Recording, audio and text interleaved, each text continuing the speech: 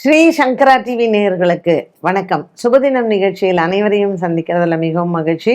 இன்னைக்கு மே மாதம் 13ஆம் தேதி புதன்கிழமை. இந்த நாளுக்கான 12 ராசிக்கும் பலன் மற்றும் பரிகாரத்தை பார்க்கலாம். அதை தொடர்ந்து நமக்கு ஒரு அழகான கேள்வியும் உண்டு. இன்னைக்கும் பார்த்தீங்கன்னா ஒரு கால சர்ப்ப தோஷ அமைப்புல தான் கிரகங்கள் எல்லாம் இருக்காங்க. சந்திரன் மீன ராசியிலிருந்து நகர்றதுக்கு அவர் மனசும் வரமாட்டேங்கிறது. இருந்தாலும் நமக்கு இன்றைய ராசி பலனில் என்னன்னா, சந்திரன் சாயங்காலத்துக்கு மேலே மாறுவார், மேஷ ராசிக்கு போவார்.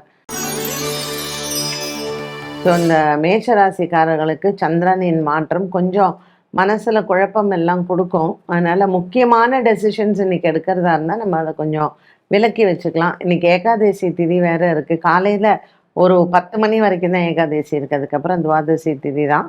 ஸோ இன்றைய நாள் மேஷராசி நேயர்களுக்கு கொஞ்சம் மனசில் பழைய நினைவுகளில் அவங்களுடைய கஷ்டங்கள் சோகங்கள் இதெல்லாம் கொஞ்சம் வருடலாம்.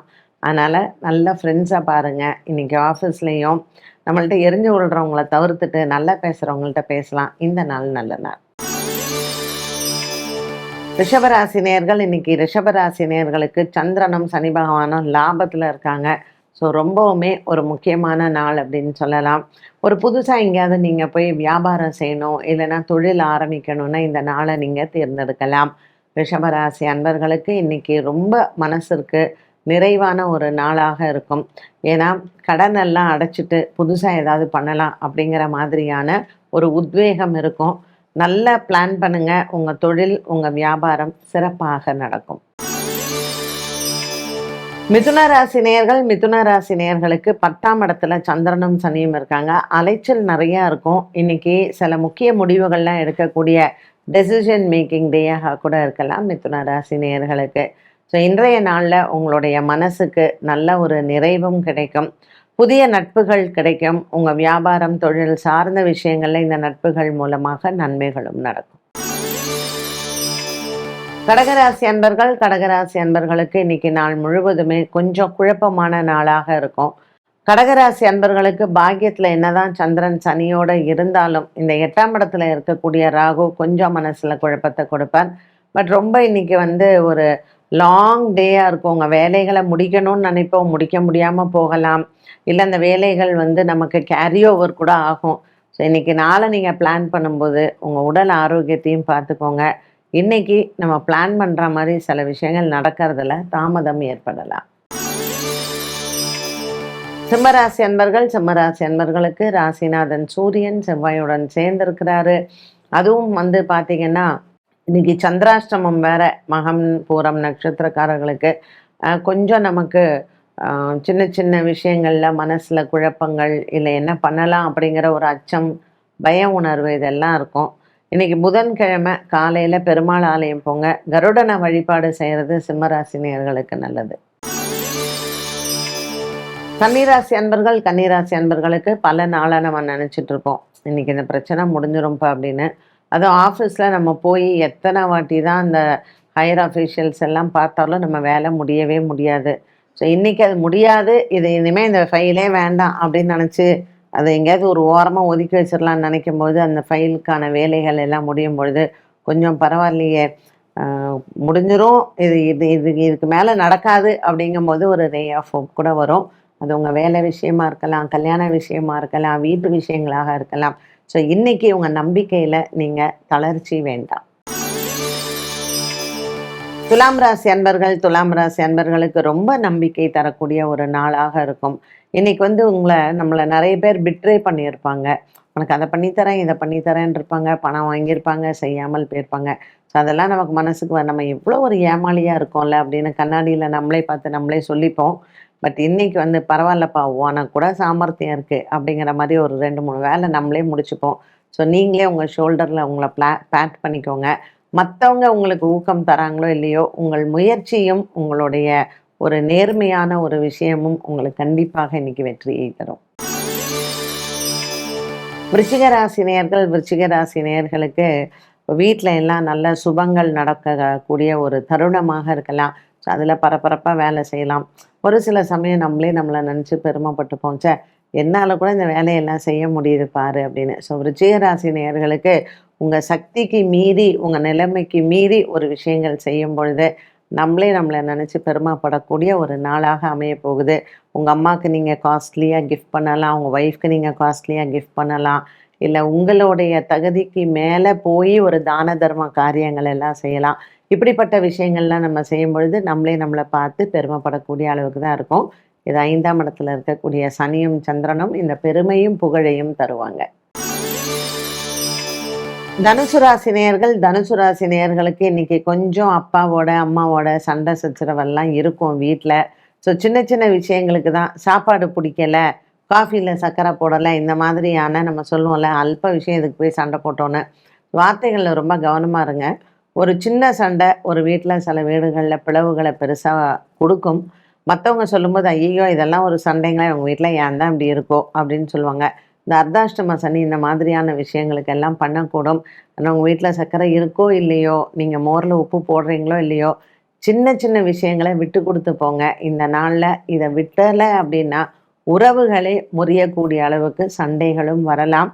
ஏன்னா நமக்கு கொஞ்ச நாளில் குரு பெயர்ச்சி வருது. இந்த குரு பகவான் 8ஆம் இடத்துக்கு போய் உட்கார போகிறாரு. ஸோ ரொம்ப நெருங்கின உறவுகளை நம்மள்கிட்டருந்து பிரிச்சுடுவார் அவர். அதனால் தனுசு ராசி நேயர்கள் யார்கிட்ட பேசுகிறோம், எதுக்காக பேசுகிறோங்கிறத கவனமாக இருங்க. மகர ராசி நேயர்களுக்கு இன்னைக்கு கொஞ்சம் சோம்பேறித்தனமான ஒரு நாளாக இருக்கும். காலைல எழுந்திருந்து ஐயோ இன்னைக்கு இவ்வளோ வேலை இருக்கே பண்ணணுமா அப்படின்னு தோணும். நமக்கு கூட இதெல்லாம் தோணும் இல்லையா? இது இவங்களுக்கு அதிகமாக தோணும். அண்ட் சம்டைம்ஸ் இவங்க பண்ணாமல் கூட விட்டுருவாங்க. சனியின் ஆதிக்கம் இருக்கிற ராசி இல்லையா? பரவாயில்லப்போ நாளைக்கு கூட பண்ணிக்கலாம் அப்படின்னு சொல்லிட்டு ஏதாவது ஒரு விஷயத்துக்கு பொய்ய சொல்லிட்டு ஜாலியாக வீட்டில் உட்காரலாமா, சரி வீட்டில் தான் இருக்கீங்களே ரெஸ்ட் எடுப்பீங்களா, அதுவும் மாட்டீங்க. ஸோ இன்னொருத்தவங்களுக்கு உட்காந்து வேலை செஞ்சுட்டுருப்பீங்க. அது உங்களுடைய வீக்னஸ் அப்படின்னும் சொல்லலாம். ஸோ இன்றைக்கி நீங்கள் பொய் சொல்லிவிட்டு லீவ் எடுத்தீங்கன்னா வீட்டில் ஒழுங்காக ரெஸ்ட் எடுங்க, இல்லையா ஆஃபீஸ் போயிடுங்க. இந்த மாதிரி 2 மனசாக இருந்துட்டு மற்றவர்களுக்காக நீங்கள் உங்களை தியாகம் செய்ய வேண்டிய அவசியம் இல்லை. கும்பராசி நேயர்களுக்கு உங்கள் பிள்ளைகளால் பெருமைகள் உண்டு. இப்போ 12th ரிசல்ட்ஸ் எல்லாம் வந்ததுக்கப்புறம் நிறைய பேர் பிஸியாக இருப்பீங்க. எந்த காலேஜில் சேர்க்கலாம் உங்கள் பிள்ளைங்கள அப்படின்னு சொல்லிட்டு. ஒரு சில சமயத்தில் நமக்கு பிள்ளைங்களுக்கு ஒரு ஸ்காலர்ஷிப்போட படிப்பு கிடச்சதுன்னா பெற்றவங்களுக்கு அது எவ்வளோ சந்தோஷம் தெரியுமா? ஸோ அந்த மாதிரி இன்றைக்கி கும்பராசி நேயர்களுக்கு உங்கள் பிள்ளைங்க நீ ஃபீஸே கட்ட வேண்டாம் எனக்கு காலேஜில் சீட் கிடச்சிருச்சு அப்படின்னு சொன்னாங்கன்னா அதுதாங்க உண்மையான சந்தோஷம்.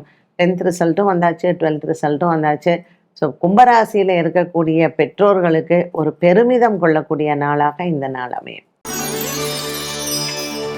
மீனராசி நேயர்களுக்கு இன்றைக்கி கொஞ்சம் ஞாபக மறதி நிறையா இருக்கும். ஸோ வீட்டில் இருந்து ஆஃபீஸ் கிளம்புறீங்கன்னா மறக்காமல் உங்கள் ட்ராயர் கீஸு, உங்கள் ஆஃபீஸ் சாவி இதெல்லாம் எடுத்துகிட்டு போங்க. ஆஃபீஸில் போயிட்டு அப்புறம் சும்மா வேற உட்காரணும் நீங்கள் எடுத்துகிட்டு போகலேன்னா. அதனால் இதெல்லாம் நினைவு வச்சுக்கோங்க. மீனராசிக்காரர்களுக்கு இன்னும் ஒன்று, இன்றைக்கி 2ஆம் இடத்துல சூரியன் செவ்வாய் இருக்குது. ஸோ தேவையில்லாமல் நீங்கள் வார்த்தையை விட்டு வாங்கி கட்டிக்குவீங்க. அப்புறம் நம்மளே நினச்சிப்போம் இது எதுக்கு நம்ம பேசணும், நம்ம பேசாமல் கூட இருந்திருக்கலான்னு. ஆனால் வாக்குக்காரக்கன் செவ்வாய் தன்னுடைய சொந்த வீட்டில் இருக்கார், சூரியனும் கூடவே இருக்கார். அதனால் கவனமாக இருங்க பேசும் பொழுது. தேவையில்லாமல் அடுத்தவங்கள பேசி மனசை சங்கடப்படுத்தி இந்த பகையை சம்பாதிச்சுக்க வேண்டாம். ஜென்ம சனி வேற, அதனால் 4ல் குரு அதுவும் நமக்கு சாதகமாக இல்லை, 2ல் சூரியன் செவ்வாய் அதுவும் சாதகமாக இல்லை, அண்ட் ஜென்மத்திலேயே சனி வேற.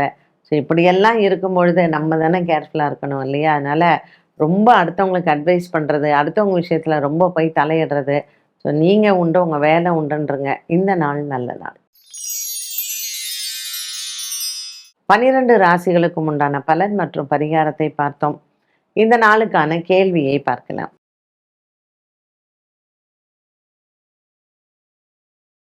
அதெல்லாம் கிடையவே கிடையாது. எங்கிட்டெல்லாம் வருவாங்க.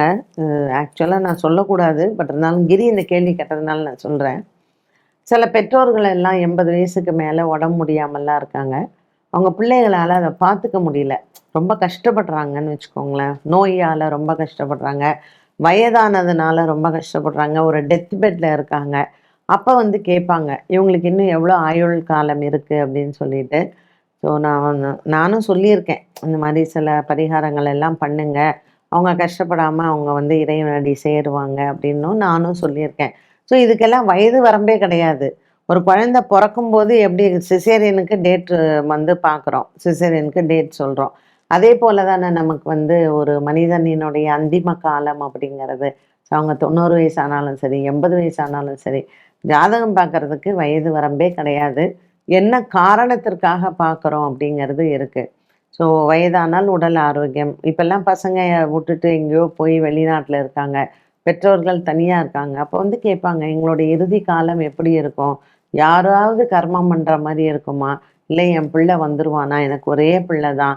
எங்கேயோ இருக்கா. அதுவும் இப்ப இந்த ட்ரம்ப் பண்ற கூத்துலலாம் என் பையன் வர முடியுமான்னு தெரியலன்னு கவலைப்படுற பெற்றோர்கள் எத்தனையோ பேர் இருக்காங்க. நான் ஜாதகம் பார்க்கறதுக்கு வயது ஒரு கிரைட்டீரியாவே கிடையாது. உங்களுடைய பிரச்சனைகள் என்னவோ, அதற்கு எந்த வயதானாலும் நீங்கள் தாராளமாக ஜாதகத்தை பார்க்கலாம். என்ன நேயர்களே, இன்றைய சுபதினம் நிகழ்ச்சி அனைவருக்குமே பயனுள்ளதாக அமைந்திருக்கும். மீண்டும் சந்திக்கும் முறை நன்றி, வணக்கம்.